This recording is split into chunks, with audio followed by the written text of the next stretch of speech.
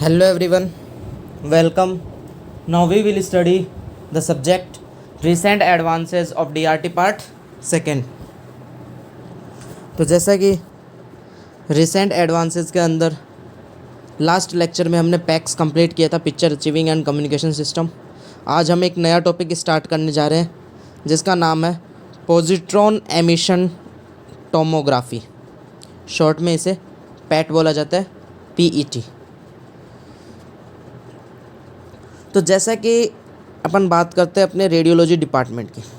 Radiology department में अपन diagnosis भी करते हैं और थेरेपी भी, ठीक है। दैट मीन्स ट्रीटमेंट और डिजीज़ के बारे में पता लगाना। डायग्नोसिस की अगर बात की जाए तो डायग्नोसिस के अंदर अपन ने स्टार्टिंग से लेकर that means DRT part first से लेकर DRT पार्ट सेकंड तक लास्ट तक अपन ने जितने भी प्रोसीजर पढ़े, दैट मीन्स वेरियस प्रोसीजर्स के बारे में डिस्कस किया है। नॉर्मल रेडियोग्राफी डिस्कस की, स्पेशल रेडियोग्राफी डिस्कस की, देन हमने computer tomography, USG, fluoroscopy, mammography और that means MRI, magnetic resonance imaging. जितने भी डायग्नोसिस प्रोसीजर थे सब में अलग अलग इम्पोर्टेंस, उनकी अलग अलग इम्पोर्टेंस थी, उनका प्रिंसिपल अलग अलग था। दैट मीन्स अलग अलग डायग्नोसिस के लिए अलग अलग प्रोसीजर्स किए जाते हैं। किसी में आप आयोनाइजिंग रेडिएशन काम में ले रहे हो तो किसी में non ionising, for example ultrasound काम में लेते हो सोनोग्राफी के अंदर। कोई प्रोसीजर आपका सॉफ्ट टिश्यू को देखने के लिए है तो कई प्रोसीजर बोन्स को देखने के लिए। कईयों में आपको 2D इमेज मिलती है, कईयों में आपको 3D इमेज मिलती है। That means different types of processor, different types of images, different types of principle, different types of radiation, ये सारी चीज़ें अपन डिस्कस की। इसी तरीके से एक अपना different types of processor radiology department में एक और आता है जिसका नाम है पॉजिट्रॉन एमिशन टोमोग्राफी। इसका अगर अपन बात करें 2 या 3 लाइनों के अंदर छोटे से कि होता क्या है, सिंपल सा है। टोमोग्राफी दैट मीन्स कि आपको यहाँ पे एंगल में इमेज मिलेगी, 3D इमेज मिल सकती है आपको यहाँ पे, ठीक है। दूसरी बात, पॉजिट्रॉन एमिशन दैट मीन्स ऐसे रेडियो न्यूक्लियाइड कंपाउंड जिनमें से पॉजिट्रॉन्स निकलते हों।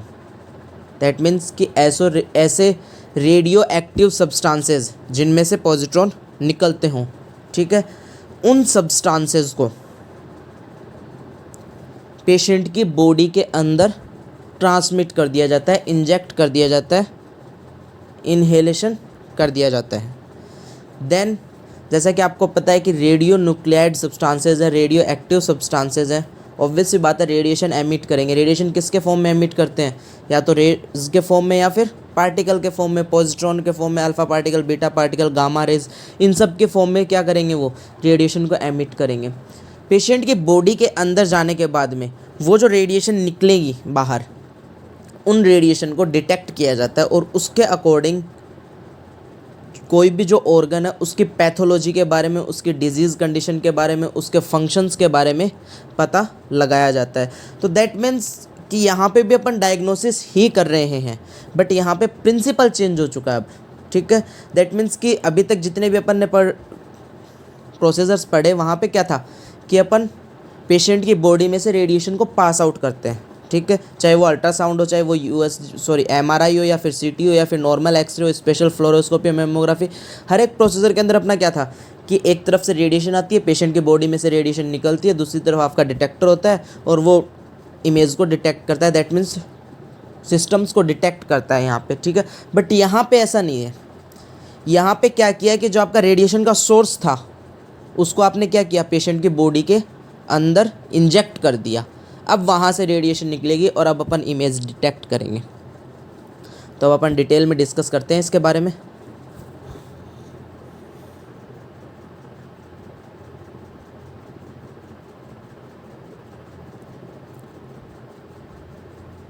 इंट्रोडक्शन।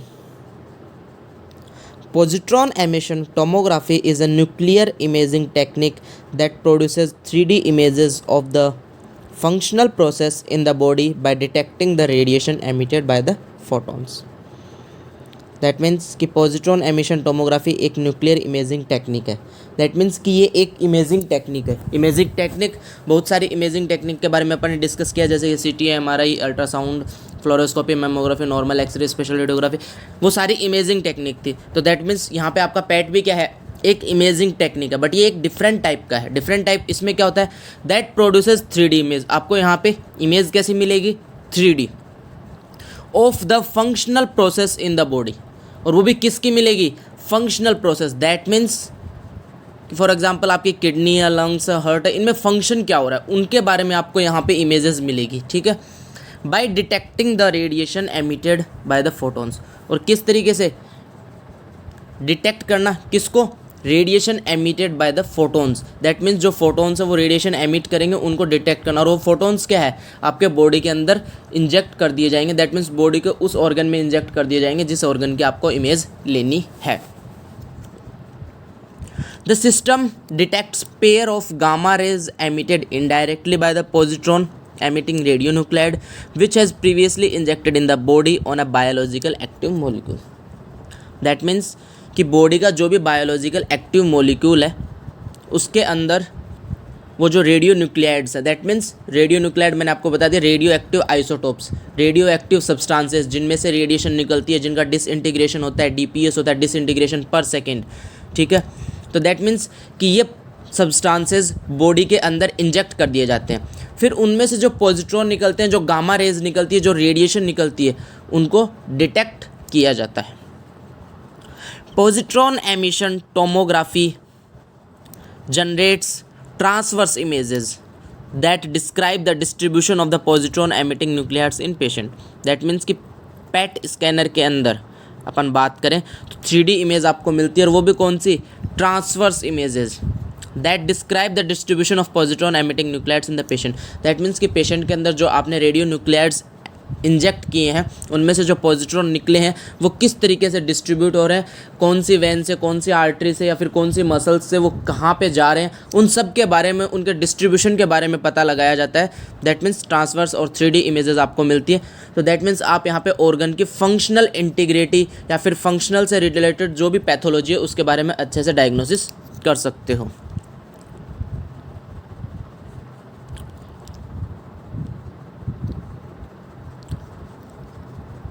अभी जो डिस्कस किया वो इंट्रोडक्शन था। अब अपन बात करते हैं इसके प्रिंसिपल की। अगर प्रिंसिपल की अपन बात करें 2 लाइनों में, अगर अपने को प्रिंसिपल लिखना है तो दैट मीन्स साफ है कि रेडियो न्यूक्लियाइड सब्सटेंस को आपने बॉडी के अंदर इंजेक्ट किया, दैट मीन्स, और उसके बाद में वो रेडिएशन एमिट करेगा और उसके पाथवे को अपन डिटेक्ट करते हैं, जिसके अकॉर्डिंग ऑर्गन की फंक्शनल इंटीग्रिटी के बारे में पता लगाया जा सकता है। बट अगर इसी को अपने को डिटेल में डिस्कस करना है कि दैट मीन्स कि किस तरीके से अपन इसको डिटेक्ट करेंगे, किस तरीके से वो पॉजिट्रॉन अपन इंट्रावेनसली या फिर किस प्रोसेस के थ्रू इंजेक्ट करेंगे, और वो किस तरीके से अंदर उसकी क्या रिएक्शंस होती हैं, उन सब के बारे में अपन पढ़ते हैं यहाँ पे। Positron emission tomography is an imaging technique which uses small amounts of radio-labeled biologically active compounds to help in the diagnosis of the disease. That means कि PET स्कैनर के अंदर, positron emission tomography के अंदर हम छोटे छोटे small amount में, ठीक है, जिनकी कम मात्रा में अपन रेडियो न्यूक्लाइड्स काम में लेते हैं। That means radio active substances काम में लेते हैं किसी भी ऑर्गन या फिर किसी भी डिजीज़ का डायग्नोसिस करने के लिए।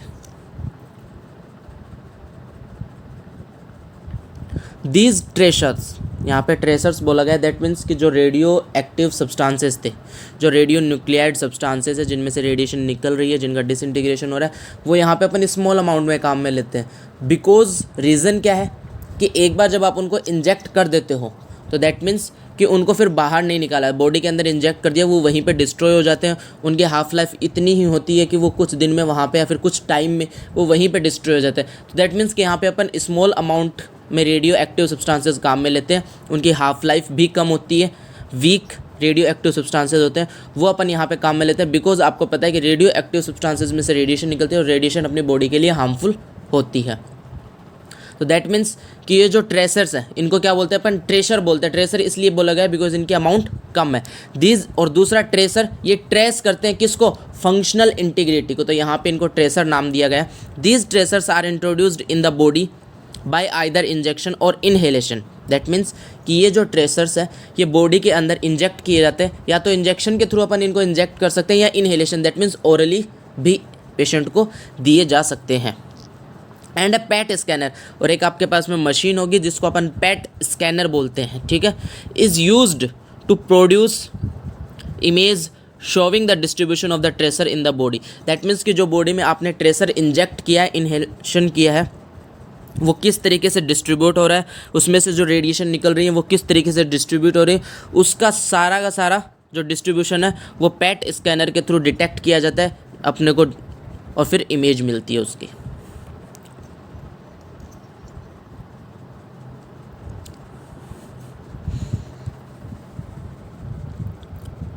The radio tracer decays by emission of positron with short half-life. Example, fluorodeoxyglucose, the FDG. That means कि जो रेडियो ट्रेसर्स होते हैं, जो ट्रेसर अपन ने बॉडी के अंदर इंजेक्ट किए हैं, वो ज़्यादातर उनका डीके कैसा होता है, पार्टिकल फॉर्म में होता है। दैट मीन्स कि रेडिएशन के फॉर्म में उनका पार्टिकल, दो चीज़ें होती हैं आपकी रेडिएशन, दैट मीन्स एनर्जी, एक तो रेडिएशन फॉर्म, एक पार्टिकल फॉर्म। दैट मीन्स इनका क्या होता है कि ज़्यादातर पार्टिकल फॉर्म में होता है, और पार्टिकल में भी कौन सा, पॉजिट्रॉन में। दैट मीन्स कि उसमें से पॉजिट्रॉन्स निकलते हैं, पॉजिट्रॉन बीटा प्लस पार्टिकल्स निकलते हैं विद शॉर्ट हाफ लाइफ, उनकी हाफ लाइफ बहुत कम होती है। Example, fluorodeoxyglucose the FDG। That means कि यहाँ पे रेडियो न्यूक्लियाइड सब्सटेंसेज या फिर रेडियो एक्टिव सब्सटेंसेज का एग्जांपल दिया गया है, जिसको अपन शॉर्ट में FDG बोलते हैं, जिसकी फुल फॉर्म है फ्लोरोडीऑक्सीग्लूकोज, जो कि सबसे ज़्यादा काम में लिया जाता है पैट स्कैनर के अंदर, पॉजिट्रॉन एमिशन टोमोग्राफी के अंदर। इसके अलावा और भी सब्सटेंसेज है जिनको अपन आगे डिस्कस करेंगे, जिनके नाम अपन डिस्कस करेंगे, बट सबसे ज़्यादा जो काम में लिया जाता है वो है FDG। FDG is similar to our glucose molecule and travel in the body same way as glucose and undergoes metabolism. That means कि अब अपन बात करते हैं कि FDG वर्क कैसे करता है। जो FDG है, फ्लोरोडीऑक्सीग्लूकोज, नाम में भी पता चल रहा है यहाँ पे ग्लूकोज, इसको इस तरीके से बनाया गया है कि इसकी जो एक्टिविटीज़ होती हैं या फिर इसका जो मेटाबॉलिज्म होता है वो सेम लाइक ग्लूकोज होता है। तो दैट मीन्स कि जिस तरीके से अपनी बॉडी के अंदर ग्लूकोज मूव करता है, ग्लूकोज जो रिएक्शन करता है, ग्लूकोज जो मेटाबॉलिज्म करता है, वही ये सब करेगा। बट ग्लूकोज को अपन डिटेक्ट नहीं कर सकते, और FDG को अपन क्या कर लेंगे, पैट स्कैनर के थ्रू डिटेक्ट कर लेंगे। दैट मीन्स अपन यहाँ पे किसी भी ऑर्गन की फंक्शनल इंटीग्रिटी के बारे में पता लगा सकते हैं। Is similar to our glucose, ये अपने ग्लूकोज की तरह होता है। And travel in the body same way, body के अंदर सेम वे से ट्रैवल करता है जिस तरीके से ग्लूकोज करता है। अगर अपन ग्लूकोज की बात करें, in the case of glucose it is converted into glucose 6 phosphate, and in analogy FDG is converted into FDG 6 phosphate. That means कि अगर अपन ग्लूकोज की बात करें तो ग्लूकोज अपनी बॉडी में जाने के बाद में ग्लूकोज 6 फॉस्फेट के अंदर कन्वर्ट हो जाता है। इसी तरीके से FDG को अगर आप इंसर्ट करते हो, बॉडी के अंदर इंजेक्ट करते हो, फ्लोरोडीऑक्सीग्लूकोज, वो भी कन्वर्ट हो जाता है किस में, FDG 6 फॉस्फेट के अंदर, सॉरी फास्फेट के अंदर, FDG 6 फास्फेट के अंदर वो भी कन्वर्ट हो जाता है। अब होता क्या है वो देखो आगे। If the tissue is normal this process continues during the metabolism. That means कि अगर जिस भी टिश्यू के अंदर आपने इंसर्ट किया, जिस भी ऑर्गन में आपने FDG को इंसर्ट किया, अगर वो नॉर्मल है, वहाँ पे कोई भी पैथोलॉजिकल कंडीशन नहीं है, तो जिस तरीके से ग्लूकोज के साथ रिएक्शन हुई, ग्लूकोज के साथ मेटाबॉलिज्म हुआ, उसी तरीके से किसके साथ होगा, FDG के साथ होगा। और वहाँ पे FDG भी ग्लूकोज के साथ में मेटाबॉलिज्म करके अपनी रिएक्शन करके नॉर्मल वे के अंदर बिहेवियर करेगा। दैट मीन्स वहाँ पे कोई अदर रिएक्शंस नहीं होंगी। ये कब है, जब टिश्यू नॉर्मल है, ठीक है। If there is any malignancy, presence of pathology, infection and any other abnormality, the FDG gets trapped. That means कि अगर बॉडी के अंदर या फिर बॉडी का ऑर्गन या फिर टिश्यू अगर नॉर्मल कंडीशन में है, वहाँ पे कोई रिएक्शन नहीं होगी। जिस तरीके से ग्लूकोज की रिएक्शंस होनी थी वैसे तरीके से FDG की हो जाएंगी। बट अगर वहाँ पे कोई भी एबनॉर्मेलिटी है, कोई भी malignancy, that means tumour condition, presence of pathology, that means कोई भी डिजीज़ कंडीशन वहाँ पे हो सकती है। Infection and any other abnormal, कोई भी अबनॉर्मेलिटी है, कोई भी इन्फेक्शन है, कोई भी मैलिग्नेंसी है, कोई भी डिजीज़ है, कोई भी पैथोलॉजी, तो उस वक्त क्या होगा, the FDG gets trapped. FDG जो था उसकी जो मेटाबॉलिज्म की जो रिएक्शन थी, जो ग्लूकोज की तरह हो रही थी, वो अब नहीं होंगी और FDG वहाँ पे ट्रैप हो जाएगा। दैट मीन्स फंस जाएगा। और दैट मीन्स कि ग्लूकोज को अपन डिटेक्ट नहीं कर पा रहे हैं, बट FDG को अपन यहाँ पे डिटेक्ट कर सकते हैं। और वो जो FDG का पाथवे था, वो जो रिएक्शंस थी जहाँ पे वो ट्रैप हुआ है, वो चीज़ें डिटेक्ट होंगी किसके थ्रू? पैट स्कैनर के थ्रू। और इसी प्रिंसिपल के थ्रू, दैट मीन्स इसी सिद्धांत के थ्रू अपन वहाँ पे डायग्नोसिस कर पाएंगे उस ऑर्गन के फंक्शंस के बारे में। इस प्रिंसिपल को एक बार दोबारा समझ लेना। ज़्यादातर अब जो अपन काम में लेते हैं वो होता है आपका FDG, ठीक है। FDG की प्रॉपर्टी होती है कि वो ग्लूकोज की तरह बॉडी के अंदर रिएक्ट करता है। अगर आपका टिश्यू नॉर्मल है तो दैट मीन्स वहाँ पे नॉर्मल वे के अंदर वो अपना बिहेवियर करेगा।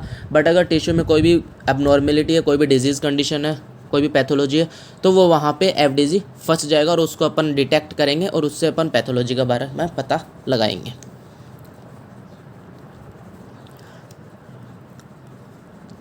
अब क्या होगा कि जो FDG वहाँ पे ट्रैप हो चुका है, ऑब्वियस बात है, fluoro deoxy glucose radio nuclide substances, that means radio active substances, जहाँ से क्या निकलते रहेंगे?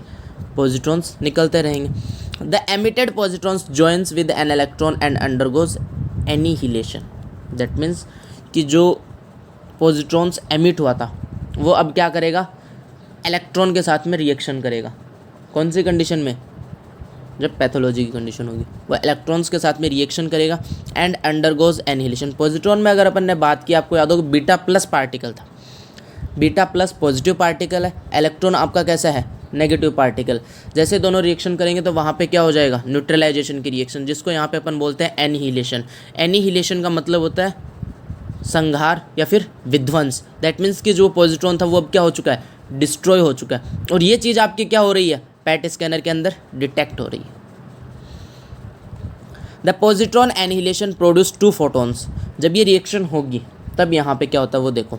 द पॉजिट्रॉन एनिहिलेशन प्रोड्यूस, जब आपका पॉजिट्रॉन का विध्वंस होता है, वहाँ पे संहार होता है, प्रोड्यूसेस 2 फोटॉन्स, वहाँ पे 2 फोटॉन्स निकलते हैं। अब वहाँ पे क्या निकलेगी? रेडिएशन निकलेगी। 2 photons of energy 511 kilo electron volt each emitted in opposite direction 180 degree in the body side. That means कि जहाँ पे भी ये विध्वंस होता है वहाँ से 2 फोटॉन्स निकलते हैं जिनकी एनर्जी होती है 511 किलो इलेक्ट्रॉन वोल्ट। दोनों ऑपोजिट डायरेक्शन में होते हैं, दैट मीन्स दोनों के बीच में एंगल कितना होता है? 180 डिग्री का। दोबारा से समझना इसको। पॉजिट्रॉन निकला, इलेक्ट्रॉन के साथ में रिएक्शन की, रिएक्शन वहाँ पे करेगा तो वहाँ पे 2 रेडिएशन के फोटॉन्स निकलेंगे जिनकी एनर्जी क्या होगी? हर एक की एनर्जी होगी 511 किलो इलेक्ट्रॉन वोल्ट। और वो दोनों एक दूसरे की ऑपोजिट डायरेक्शन में एमिट होंगे, 180 डिग्री का बीच में एंगल होगा। अब इन दोनों रेडिएशन फोटॉन्स को कौन डिटेक्ट करेगा? पैट स्कैनर डिटेक्ट करेगा। These photons detected by A set of ring detector surrounding by the patient. Patient के चारों तरफ अब क्या है? रिंग डिटेक्टर है। रिंग डिटेक्टर की अगर आप को याद हो तो अपन ने सिटी के अंदर बात की थी, कंप्यूटर टोमोग्राफी के अंदर भी कौन से डिटेक्टर्स होते हैं? Ring detector. तो दैट मीन्स कि यहाँ पे ह्यूमन बॉडी के चारों तरफ रिंग डिटेक्टर लगे होंगे और वो रिंग डिटेक्टर्स इन फोटॉन्स को डिटेक्ट करेंगे।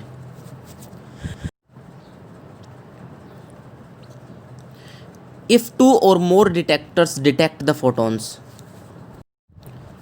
at the same time, it is called annihilation coincidence detection, ACD।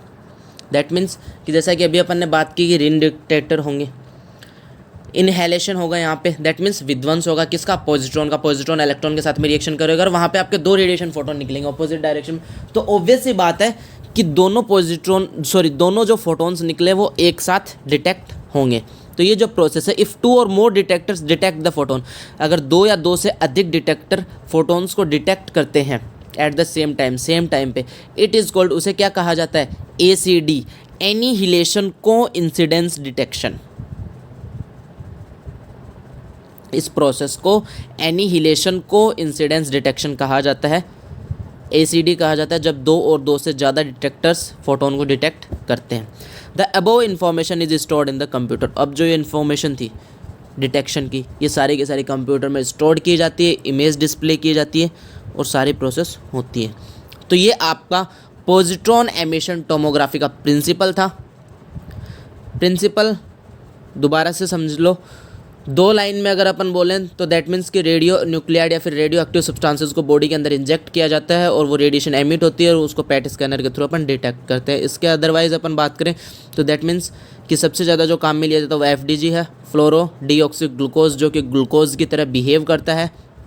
अगर टिश्यू नॉर्मल है तो जिस तरीके से ग्लूकोज ने बिहेव किया था उसी तरीके से वहाँ पे भी बिहेव होगा, रिएक्शंस होंगे, मेटाबॉलिज्म होगा, सेम प्रोसेस होगी। बट अगर कोई भी पैथोलॉजिकल कंडीशन है तो उस वक्त क्या होगा, वो जो एफडीजी है वो ट्रैप हो जाएगा। ट्रैप होने का मतलब वो फंस जाएगा और वहाँ पे क्या होगा, वो इलेक्ट्रॉन के साथ में रिएक्शन कर लेगा। दैट मीन्स उसमें से जो पॉजिट्रॉन निकल रहा है वो इलेक्ट्रॉन के साथ में रिएक्शन करेगा। रिएक्शन करने से वहाँ पे न्यूट्रलाइजेशन की रिएक्शन होगी और वो एनिहिलेशन के प्रोसेस के अंदर जाएंगे, जहाँ पे 2 रेडिएशन के फोटॉन्स निकलेंगे, जिनमें से हर एक की एनर्जी 511 किलो इलेक्ट्रॉन वोल्ट होती है और दोनों अपोजिट डायरेक्शन में निकलते हैं। अपोजिट डायरेक्शन दैट मीन्स कि उन दोनों के बीच में 180 डिग्री का एंगल होता है। ये फोटॉन्स अब पैट स्कैनर के रिंग डिटेक्टर्स के द्वारा डिटेक्ट किए जाते हैं।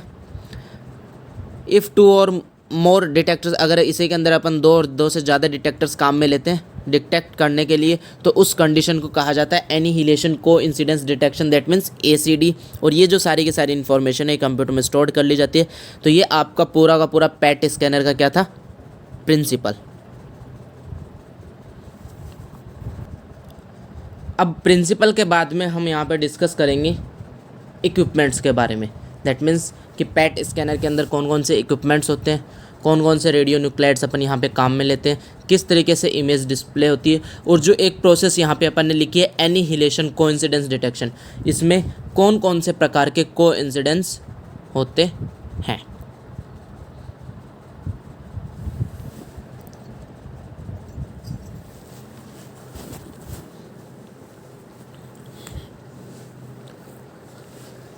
Now we will discuss about the radionuclide substances, tracers, radio tracers। इनको ध्यान रखना, पेपर के अंदर क्वेश्चन घुमा के आ सकता है। पॉजिट्रॉन एमिटर्स भी बोला जाता है बिकॉज इनमें से पॉजिट्रॉन एमिट होता है।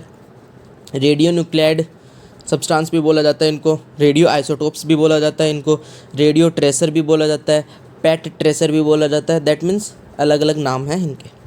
अब अगर अपन बात करते हैं कि इनके नॉर्मली कौन कौन से सब्सटेंसेस काम में लिए जाते हैं और फिर उनमें से भी सबसे ज़्यादा कौन सा काम में लिया जाता है।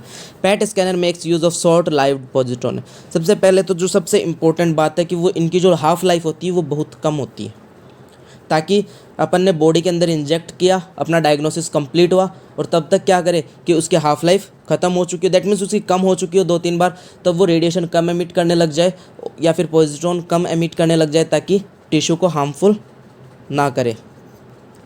अब जैसे कि आपको पता है कि यहाँ पे हाफ लाइफ कम काम में लेंगे, दैट मीन्स यहाँ पे आर्टिफिशियल रेडियो एक्टिव सब्सटेंसेस काम में लिए जाएंगे। रेडियो एक्टिव आइसोटोप्स पढ़ रखे अपन ने, नेचुरल और आर्टिफिशियल। यहाँ पे आर्टिफिशियल काम में लेंगे अपन, ऐसे ऐसे एलिमेंट्स से अपन यहाँ पे रेडियो एक्टिव आइसोटोप्स बनाएंगे जिनकी हाफ लाइफ कम होती है। तो फर्स्ट आपका carbon 11, that means C carbon का है। कार्बन का एटॉमिक वेट 12 होता है, बट इसको अपन ने क्या किया, आर्टिफिशियली लैब के अंदर प्रिपेयर किया और इसका एटॉमिक वेट कितना कर दिया, 11 कर दिया। अब यहाँ पे ये क्या करेगा, डिसइंटीग्रेशन होगा, यहाँ पे रेडियो एक्टिव सब्सटेंसेस की तरह बिहेव करेगा और इसकी जो T half, that means half life होती है, वो कितनी होती है, 20 मिनट की। जो यहाँ पे नोटेशन दिया गया 11, 13, 15, 18, 68, 68, ये जो भी हैं ये क्या है, एटॉमिक वेट है। कार्बन का एटॉमिक वेट 12 होता है, बट यहाँ पे कौन क्या है, 11 है, बिकॉज ये रेडियो एक्टिव है। दूसरा जो कंपाउंड है वो है नाइट्रोजन। नाइट्रोजन का एटॉमिक वेट 14 होता है, बट यहाँ पे कितना है, 13। इसकी हाफ लाइफ कितनी होती है, 10 मिनट। ऑक्सीजन, ऑक्सीजन का भी क्या होता है, एटॉमिक वेट 16 होता है, बट यहाँ पे कितना है, 15, बिकॉज ये रेडियो एक्टिव है, लैब में प्रिपेयर किए गए और इसकी हाफ लाइफ कितनी होती है, 2 मिनट की हाफ लाइफ होती है। फ्लोरीन की अगर अपन बात करें तो फ्लोरीन यहाँ पे 18 एटॉमिक वेट, जिसकी हाफ लाइफ 110 मिनट है।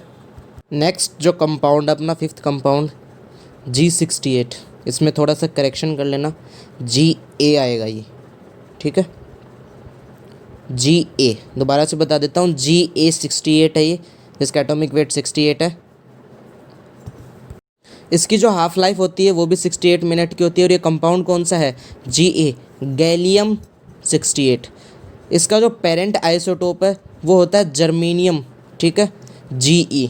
जर्मेनियम से जब अपन इसको रिएक्शन कराते हैं यहाँ पे, उसके बाद में अपने को जो मिलता है वो मतलब गैलियम 68 मिलता है, जिसकी हाफ लाइफ होती है 68 मिनट्स की। इसको भी अपन रेडियो न्यूक्लाइड्स के रूप में काम में लेते हैं।